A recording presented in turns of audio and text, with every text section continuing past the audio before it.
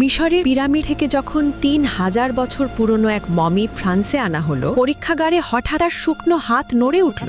ভয়ে বিজ্ঞানীরা দৌড়ে বেরিয়ে গেল ল্যাব থেকে। পরে লাশটি পরীক্ষা করতে এলেন বিখ্যাত ফরাসি সার্জন ডাক্তার মরিস বুকাইলি। তিনি অবাক হয়ে দেখলেন ১০০০ বছর পরেও দেহের গায়ে লবণের কণা লেগে আছে। কিন্তু মরুভূমির দেশের এই মমির গায়ে এত লবণ এলো কোথা থেকে? গবেষণায় তিনি প্রমাণ করলেন এই মানুষটি সাগরের পানিতে ডুবে মারা গিয়েছিল, তারপর তাকে মমি করা হয়েছে। ঠিক তখনই এক মুসলিম বিজ্ঞানী তাকে কুরআন খুলে সূরা ইউনুসের ৯২ নম্বর আয়াত দেখালেন, যেখানে আল্লাহ বলেন, আজ আমি তোমার দেহকে রক্ষা করব, যাতে তুমি পরবর্তী প্রজন্মের জন্য নিদর্শন হয়ে থাকো। ফেরাউনের ডুবে মরা আর অক্ষত দেহের এই বর্ণনা দেখে আর কুরআনের আয়াত পড়ে ডাক্তার বুকাইলি হতবাক হয়ে যান এবং সত্যের কাছে নতি স্বীকার করে ইসলাম গ্রহণ করেন। কুরআন কোনো বিজ্ঞান বই নয়, কিন্তু আজ বিজ্ঞান যা একের পর এক আবিষ্কার করছে, কুরআন তা ইঙ্গিত করে দিয়েছে বহু আগে। কুরআনের এ